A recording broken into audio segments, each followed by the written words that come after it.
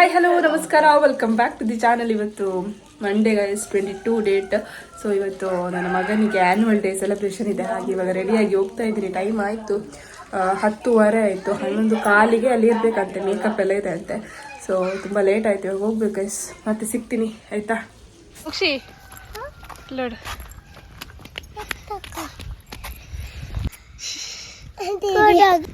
So ನಿಜ ಹೇಳ್ಬೇಕಂದ್ರೆ ಇವತ್ತು ಡ್ಯಾನ್ಸ್ ಮಾಡಿಸೋ ಪ್ಲ್ಯಾನೆಲ್ಲ ಇರಲಿಲ್ಲ. ಅಷ್ಟು ಅವನಿಗೆ ಜ್ವರ ಕೆಮ್ಮೆಲ್ಲ ಇತ್ತಾಯ್ತಾ. ನನಗೂ ಕೂಡ ಇವತ್ತು ಶೀತ. ಆದರೂ ವರ್ಷಕ್ಕೊಂದ್ಸಲ ಅಲ್ಲ, ಹಾಗೆ ಇವಾಗ ಹೋಗ್ತಾ ಇದ್ದೀನಿ. ಅವನಿಗೆ ಇನ್ನೂ ಕೂಡ ಡ್ರೆಸ್ ತಗೊಂಡಿಲ್ಲ. ಬಿಕಾಸ್ ನಾನು ಮಾಡಿಸ್ತೀನಿ ಅಂತ ಅಂದ್ಕೊಂಡೇ ಇರಲಿಲ್ಲ. ಅಂದರೆ ಶೀತ ಎಲ್ಲ ಜ್ವರ ಎಲ್ಲ ಇತ್ತಾಯ್ತಾ. ಹಾಗಾಗಿ ಸುಮ್ಮನೆ ಆಗಿದ್ದೆ. ಕಮ್ಮಿ ಆದರೆ ಮಾತ್ರ ಹೋಗೋದು ಅಂತ. ಪರವಾಗಿಲ್ಲ, ಇವತ್ತು ಸ್ವಲ್ಪ ಹುಷಾರಿದ್ದಾನೆ ನಿನ್ನೆ ಇವತ್ತು. ಹಾಗೆ ಇವಾಗ ಅಲ್ಲೇ ಡ್ರೆಸ್ ಎಲ್ಲ ತೊಗೊಳ್ಬೇಕಷ್ಟೇ. ಇನ್ನು ಹೋಗಿ ಡ್ರೆಸ್ ತಗೊಂಡು ಅಲ್ಲಿಂದನೇ ಸೀದಾ ಸ್ಕೂಲಿಗೆ ಹೋಗ್ಬೇಕಷ್ಟೇ. ನಿನ್ನೆ ಸಂಜೆ ಹೋಗ್ಬೇಕಂತ ಅಂದ್ಕೊಂಡೆ ಡ್ರೆಸ್ ತಗೊಳ್ಳಿಕ್ಕೆ. ಬಟ್ ನಿನ್ನೆ ಹೋಗಿ ವಾಪಸ್ ಬರಬೇಕು. ಇವತ್ತು ಸಹ ಹೋಗ್ಲಿಕ್ಕಿದೆ ಅಲ್ವಾ, ಅದಕ್ಕೆ ಉದಾಸೀನ ಆಯಿತು, ನಿನ್ನೆ ಹೋಗಲಿಲ್ಲ. ಸೊ ಇವಾಗ ಹೋಗ್ತಾ ಇದ್ವಿ. ರಾಜಕ್ಕೆ ನಾನು ಕೂಡ ಕರ್ಕೊಂಡು ಹೋಗ್ತಾ ಇದ್ದೀನಿ. ನಾನು ಕೂಡ ಬರ್ತಾನಂತೆ. ಸೊ ಹಾಗೆ ಹೈ ಮಾಡಿ, ಹೂವಿರಲಿ. ಇವಾಗ ನಾನು ಮಗನನ್ನು ಕರ್ಕೊಂಡು ಸ್ಕೂಲಿಗೆ ಹೋಗ್ತಾ ಇದ್ದೀನಿ. ಆ್ಯಂಡ್ ಸ್ಕೂಲಲ್ಲಿ ಬಿಟ್ಟು ಬಂದಾಯಿತು. ಅವರಿಗೆ ಮೇಕಪ್ ಎಲ್ಲ ಇದೆ ಅಂತ ಇವಾಗ. ಮತ್ತು ಅವರೇ ಇನ್ನು ಆಡಿಟೋರಿಯಮಿಗೆ ಕರ್ಕೊಂಬರ್ತಾರೆ. ಸೊ ಹಾಗೆ ನಾವು ಇವಾಗಲೇ ಆಡಿಟೋರಿಯಮಿಗೆ ಹೋಗಿ ಕೂತ್ಕೊಳ್ತಾ ಇದ್ವಿ. ಹಾಗೆ ಇಲ್ಲಿ ತುಂಬ ಅಂದರೆ ತುಂಬಾ ಚೆನ್ನಾಗಿ ವೆಲ್ಕಮ್ ಮಾಡಿದ್ರು ಅಂತಲೇ ಹೇಳ್ಬೋದು. ಹಾಗೆ ಈ ಒಂದು ಆಡಿಟೋರಿಯಮಿಗೆ ನಾನು ಆ್ಯಸ್ ಅ ಪೇರೆಂಟಾಗಿ ಹೋಗ್ತಾ ಇದ್ದೀನಿ ಆಯಿತಾ. 5 ಇಯರ್ ಮುಂಚೆ ಇದೇ ಆಡಿಟೋರಿಯಮಲ್ಲಿ ಸ್ಟೂಡೆಂಟಾಗಿ ಕೂತ್ಕೊಂಡು ಕೇಳ್ತಾ ಇದ್ದೆ. ಆ್ಯಂಡ್ ತುಂಬ ಸ್ವೀಟ್ ಮೆಮೊರೀಸ್ ಇದೆ ಈ ಒಂದು ಆಡಿಟೋರಿಯಮಲ್ಲಿ. ಸೊ ಇವತ್ತು ನಾನು ಏನು ಮಗನ ಪ್ರೋಗ್ರಾಮ್ ನೋಡೋದಕ್ಕಂತ ಹೇಳಿ ಹೋಗ್ತಾ ಇದ್ದೀನಿ. ತುಂಬ ಖುಷಿ ಆಗುತ್ತೆ.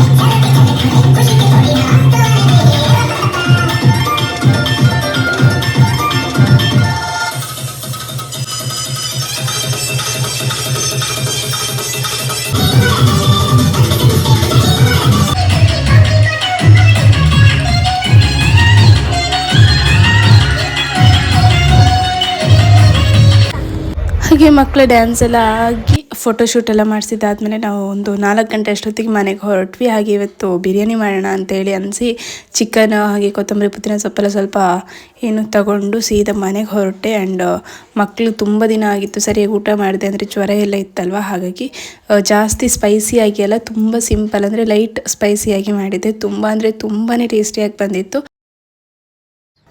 ಹಾಗೆ ಇಲ್ಲಿ 3 ದಿನ ಬಿಟ್ಟು ನೆಕ್ಸ್ಟ್ ವ್ಲಾಗನ್ನು ಶುರು ಮಾಡ್ತಾ ಇದ್ದೀನಿ. ಇವತ್ತು ಶುಕ್ರವಾರ ಬೆಳಿಗ್ಗೆ ಎದ್ದು ಕೋಳಿಗಳಿಗೆಲ್ಲ ಸ್ವಲ್ಪ ಭತ್ತ ಹಾಕಿ ಇವತ್ತಿನ ಬ್ರೇಕ್ಫಾಸ್ಟಿಗೆ ರೆಡಿ ಮಾಡ್ತಾ ಇದ್ದೀನಿ. ಇವತ್ತಿನ ಬ್ರೇಕ್ಫಾಸ್ಟಿಗೆ ಸಿಂಪಲಾಗಿ ನೆಲ್ಲಿಕಾಯಿ ಚಿತ್ರಾನ್ನ ಮಾಡ್ಕೊಳ್ಳೋಣ ಅಂತ ಹೇಳಿ ಮಾಡ್ತಾ ಇದ್ದೀನಿ. ಬೆಳಿಗ್ಗೆ ಇದು ಏನಪ್ಪ ಯೋಚನೆ ಅಂತ ಹೇಳಿದ್ರೆ, ಏನು ಬ್ರೇಕ್ಫಾಸ್ಟ್ ಮಾಡೋದು, ಲಂಚ್ಗೆ ಏನು ಕೊಡೋದು, ಸ್ನ್ಯಾಕ್ಸ್ಗೆ ಏನು ಕೊಡೋದು. ಸ್ಕೂಲ್ಗೆ ಹೋಗೋ ಮಕ್ಕಳಿದ್ರೆ ಅಂತೂ ಅದೇ ಟೆನ್ಷನ್ ಆಗಿರುತ್ತೆ. ಸೊ ಇವತ್ತು ತುಂಬ ದಿನ ಆಗಿತ್ತು ನೆಲ್ಲಿಕಾಯಿ ತಂದಿಟ್ಟು ಅದನ್ನು ಇವತ್ತು ಚಿತ್ರಾನ್ನ ಮಾಡ್ತಾ ಇದ್ದರೆ ಅದನ್ನು ಈ ಥರ ಸಿಂಪಲಾಗಿ ತುರ್ಕೋಬೇಕು. ತುಂಬ ಅಂದರೆ ತುಂಬಾ ಹೆಲ್ದಿ ರೆಸಿಪಿ ಆ್ಯಂಡ್ ತುಂಬ ಟೇಸ್ಟಿಯಾಗಿ ಕೂಡ ಇರುತ್ತೆ. ಲಂಚ್ ಬಾಕ್ಸಿಗೆಲ್ಲ ತುಂಬ ಚೆನ್ನಾಗಿರುತ್ತೆ ಅಂತಲೇ ಹೇಳ್ಬೋದು. ಇವಾಗ ಇಲ್ಲಿ ಒಂದು ಬಾಣಲೆಗೆ ಸ್ವಲ್ಪ ಎಣ್ಣೆ ಹಾಗೆ ಶೇಂಗಾ ಬೀಜ ಹಾಕ್ಕೊಂಡಿದ್ದೀನಿ. ಹಾಗೆ ಸ್ವಲ್ಪ ಸಾಸಿವೆ, ಉದ್ದಿನಬೇಳೆ, ಕಡಲೆಬೇಳೆ ಹಾಗೆ ಸ್ವಲ್ಪ ಕರಿಬೇವಿನ ಸೊಪ್ಪು ಹಾಗೆ ಒಣಮೆಣಸನ್ನು ಹಾಕ್ಕೊಂಡು ಚೆನ್ನಾಗಿ ಫ್ರೈ ಮಾಡ್ಕೋಬೇಕು. ನಂತರ ಇದಕ್ಕೆ ತುರಿದಿಟ್ಕೊಂಡಿರುವಂತಹ ನೆಲ್ಲಿಕಾಯಿಯನ್ನು ಹಾಕ್ಕೊಂಡು ಒಂದು ಸ್ವಲ್ಪ ಹೊತ್ತು ಫ್ರೈ ಮಾಡಿಕೊಂಡ್ರೆ ಸಾಕು. ತುಂಬ ಅಂದರೆ ತುಂಬಾ ಚೆನ್ನಾಗಿರುತ್ತೆ. ಜಾಸ್ತಿ ಇಂಗ್ರೀಡಿಯೆಂಟ್ಸ್ ಕೂಡ ಬೇಡ, ನೀರುಳ್ಳಿ ಟೊಮೆಟೊ ಎಲ್ಲ ಬೇಕು ಅಂತಲೇ ಇಲ್ಲ, ಹೀಗೆ ಸಿಂಪಲಾಗಿ ಮಾಡ್ಕೊಳ್ಬೋದು. ಹಾಗೆ ಇವಾಗ ಇದಕ್ಕೆ ಸ್ವಲ್ಪ ಅರಿಶಿನ ಪುಡಿ ಹಾಗೆ ಮೊದಲೇ ಬೇಯಿಸ್ಕೊಂಡಿರುವಂತಹ ಅನ್ನನ ಹಾಕ್ಕೊಂಡು ಚೆನ್ನಾಗಿ ಮಿಕ್ಸ್ ಮಾಡಿಕೊಂಡ್ರೆ ನೆಲ್ಲಿಕಾಯಿ ರೈಸ್ ರೆಡಿ ಆಗುತ್ತೆ. ಇದಾಗಿತ್ತು ಇವತ್ತಿನ ಬ್ರೇಕ್ಫಾಸ್ಟ್. ಹಾಗೆ ಮಗನ ಲಂಚ್ ಬಾಕ್ಸ್ ಕೂಡ ಇದನ್ನೇ ಕಳಿಸಿದ್ದೀನಿ. ಹಾಗೆ ಮಗನನ್ನು ಸ್ಕೂಲಿಗೆ ಕಳಿಸಿದ್ದಾದ್ಮೇಲೆ ಒಂದು 9:30 ಅಷ್ಟೊತ್ತಿಗೆ ಚಿಕ್ಕವನನ್ನು ಕೂಡ ಅಂಗನವಾಡಿ ಕಳಿಸಿ ಬಂದೆ. ಹಾಗೆ ಮನೆಯಲ್ಲಿ ತರಕಾರಿ ಏನೂ ಇರಲಿಲ್ಲ ಅಂತೇಳ್ಬಿಟ್ಟು ತರಕಾರಿ ತಗೊಂಡು ಮನೆಗೆ ಬರೋಷ್ಟರಲ್ಲಿ ಟೈಮ್ ಆಗಿತ್ತು ಆಲ್ರೆಡಿ. ಸೊ ಹಾಗೆ ಒಂದು ಪೈನಾಪಲ್ ಕೂಡ ತಗೊಬಂದೆ. ಆ್ಯಂಡ್ ಮನೆಗೆ ಬಂದು ವಾಪಸ್ ಮಗನನ್ನು ಕರ್ಕೊಂಡು ಬರೋದಕ್ಕೆ ಅಂತ ಹೇಳಿ ಅಂಗನವಾಡಿಗೆ ಹೋಗ್ತಾ ಇದ್ವಿ. ಹಾಗೆ ಊಟ ಕೂಡ ಮಾಡಿಕೊಂಡೆ. ತುಂಬ ಸಿಂಪಲ್ಲಾಗಿ ಇವತ್ತು ಬೀಟ್ರೂಟ್ ಸಾರು ಮಾಡ್ಕೊಂಡಿದ್ವಿ. ಹಾಗೆ ಟೈಮ್ ಒಂದು 3:50 ಆಯಿತು. ಅಷ್ಟೊತ್ತಿಗೆ ನನ್ನ ಮೋಕ್ಷಿತ್ ಕೂಡ ಬಂದ. ಅವನಿಗಂತೂ ಈ ಥರ ಕರ್ಕೊಂಡು ಬರೋದಕ್ಕೆ ಹೋದರೆ ತುಂಬ ಖುಷಿ ಪಡ್ತಾನೆ. ಹಾಗೆ ಅವನೇ ಬಂದರೆ ಉಂಟಲ್ವಾ ತುಂಬ ಲೇಟ್ ಮಾಡ್ಕೊಂಡು ಬರ್ತಾನೆ. ಅಂದರೆ ಅಲ್ಲಿರುವಂಥ ಕಲ್ಲೆಲ್ಲ ಹಿರ್ಕೊಂಡು ಬರಬೇಕು ಅವನಿಗೆ, ಆಯಿತಾ. ಬಟ್ ಇವತ್ತು ನಾನು ಹೋಗಿದ್ದೀನಿ ಅಲ್ವಾ, ಅದಕ್ಕೆ ಆ ಕಲ್ಲೆಲ್ಲ ಹಿರ್ಕೊಳ್ಳೋದಕ್ಕಾಗಲಿಲ್ಲ ಅಂತ ಹೇಳ್ಬಿಟ್ಟು ಅವನಿಗೆ ಟೆನ್ಷನ್. ಆ್ಯಂಡ್ ಇದು ನೆಕ್ಸ್ಟ್ ಡೇ ವ್ಲಾಗನ್ನು ಕಂಟಿನ್ಯೂ ಮಾಡ್ತಾ ಇದ್ದೀನಿ. ಇವತ್ತೊಂದು ರೆಸಿಪಿ ಜೊತೆ ಬಂದಿದ್ದೀನಿ. ಏನಪ್ಪ ಅಂತ ಹೇಳಿದ್ರೆ, ನಿನ್ನೆ ಒಂದು ಪೈನಾಪಲ್ ತಂದಿತ್ತಲ್ಲ, ಅದನ್ನು ಏನು ಮಾಡೋದು ಅಂತ ಹೇಳಿ ಯೋಚನೆ ಮಾಡ್ತಿರ್ಬೇಕಾದ್ರೆ ಈ ಥರ ಪೈನಾಪಲ್ ಗೊಜ್ಜು ಮಾಡೋಣ ಅಂತ ಹೇಳಿ ಮಾಡ್ತಾ ಇದ್ದೀನಿ. ಇದಕ್ಕೆ ಒಂದು 1/4 ಸ್ಪೂನ್ ಆಗೋಷ್ಟು ಮೆಂತ್ಯ, ಹಾಗೆ ಒಂದು 3 ಸ್ಪೂನ್ ಆಗೋಷ್ಟು ಉದ್ದಿನಬೇಳೆ, ಹಾಗೆ 1 ಸ್ಪೂನ್ ಆಗೋಷ್ಟು ಜೀರಿಗೆ, ಹಾಗೆ ಒಂದು 7ರಿಂದ 8 ಬ್ಯಾಡಗಿ ಮೆಣಸು, ಹಾಗೆ ಒಂದು ಸ್ವಲ್ಪ ತೆಂಗಿನಕಾಯಿ ತುರಿ, ಹಾಗೆ ಸ್ವಲ್ಪ ಅರಿಶಿನ ಪುಡಿ ಆ್ಯಂಡ್ 1-2 ಸ್ಪೂನು ಬಿಳಿ ಎಳ್ಳನ್ನು ಹಾಕ್ಕೊಂಡು ಚೆನ್ನಾಗಿ ಫ್ರೈ ಮಾಡ್ಕೋಬೇಕು. ಹಾಗೆ ಒಂದು ಸ್ವಲ್ಪ ಕರಿಬೇವಿನ ಸೊಪ್ಪು ಸ್ವಲ್ಪ ಜಾಸ್ತಿ ಹಾಕ್ಕೊಂಡಿದ್ದೀನಿ. ಇಷ್ಟನ್ನು ಚೆನ್ನಾಗಿ ಫ್ರೈ ಮಾಡ್ಕೋಬೇಕು. ಫ್ರೈ ಮಾಡಿಕೊಂಡು ತಣ್ಣಗಾದ ಮೇಲೆ ಅದನ್ನು ತುಂಬ ನೈಸಾಗಿ ರುಬ್ಕೊಂಡ್ರೆ ಆಯಿತು. ತುಂಬ ಸಿಂಪಲ್ಲಾಗಿ ಮಾಡ್ಬೋದು.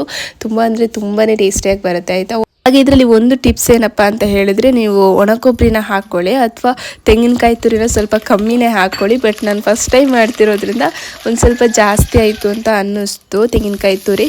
ಬಟ್ ನೀವು ಪಕ್ಕಾ ಮದುವೆ ಮನೆ ಶೈಲಿಯಲ್ಲಿ ಮಾಡಬೇಕು ಅಂತ ಅನಿಸಿದ್ರೆ ಸ್ವಲ್ಪ ಒಣ ಕೊಬ್ಬರಿನ ಹಾಕ್ಕೊಳ್ಳಿ, ಆಯಿತಾ. ಸೊ ಇವಾಗ ಇನ್ನೊಂದು ಬಾಣಲೆಗೆ ಸ್ವಲ್ಪ ಎಣ್ಣೆ ಹಾಕ್ಕೊಂಡು ಅದಕ್ಕೆ ಸಾಸಿವೆ, ಕರಿಬೇವಿನ ಸೊಪ್ಪು ಹಾಗೆ ಒಣಮೆಣಸನ್ನು ಹಾಕ್ಕೊಂಡು ಒಗ್ಗರಣೆ ಮಾಡಿಕೊಂಡೆ. ಅದಕ್ಕೆ ಕಟ್ ಮಾಡ್ಕೊಂಡಿರುವಂಥ ಪೈನಾಪಲನ್ನು ಹಾಕ್ಕೊಂಡು ಚೆನ್ನಾಗಿ ಫ್ರೈ ಮಾಡ್ಕೋಬೇಕು. ಇದಕ್ಕೆ ನೀರು ಹಾಕಿ ಏನು ಬೇಯಿಸೋದೇನು ಬೇಡ. ಹಾಗೆಯೇ ಸ್ವಲ್ಪ ಸಾಫ್ಟ್ ಆದರೆ ಸಾಕು. ನಂತರ ರುಬ್ಬಿಟ್ಕೊಂಡಿರುವಂತಹ ಏನು ಮಸಾಲೆನ ಹಾಕ್ಕೊಂಡು ರುಚಿಗೆ ಎಷ್ಟು ಬೇಕಷ್ಟು ಉಪ್ಪು ಹಾಗೆ ಹಿಂಗಿನ ಪುಡಿನ ಹಾಕ್ಕೊಳ್ತಾ ಇದ್ದೀನಿ. ಹಾಗೆ ಇದಕ್ಕೆ ಸ್ವಲ್ಪ ಬೆಲ್ಲ ಕೂಡ ಹಾಕ್ಕೋಬೇಕು. ಟೇಸ್ಟ್ ತುಂಬ ಚೆನ್ನಾಗಿರುತ್ತೆ. ಆ್ಯಂಡ್ ಇದು ಕೂಡ ಅಷ್ಟೇ ತುಂಬ ಅಂದರೆ ತುಂಬಾ ಚೆನ್ನಾಗಿ ಬಂದಿತ್ತು. ಮದುವೆ ಮನೆ ಶೈಲಿಯಲ್ಲೇ ಬಂದಿತ್ತು. ಒಂದ್ಸಲ ಟ್ರೈ ಮಾಡಿ ನೋಡಿ ಇದೇ ರೀತಿ. ಬಟ್ ನೀವು ಸ್ಪೈಸಿಯಾಗಿ ಮಾಡ್ಕೋಬೇಕು ಅಂತಂದರೆ ಸ್ವಲ್ಪ ತೆಂಗಿನಕಾಯಿ ತುರಿ ಕಮ್ಮಿ ಹಾಕ್ಕೊಳ್ಳಿ. ಹಾಗೆ ಇವತ್ತಿನ ವ್ಲಾಗ್ ಕೂಡ ಇಷ್ಟೇ. Thank you for watching.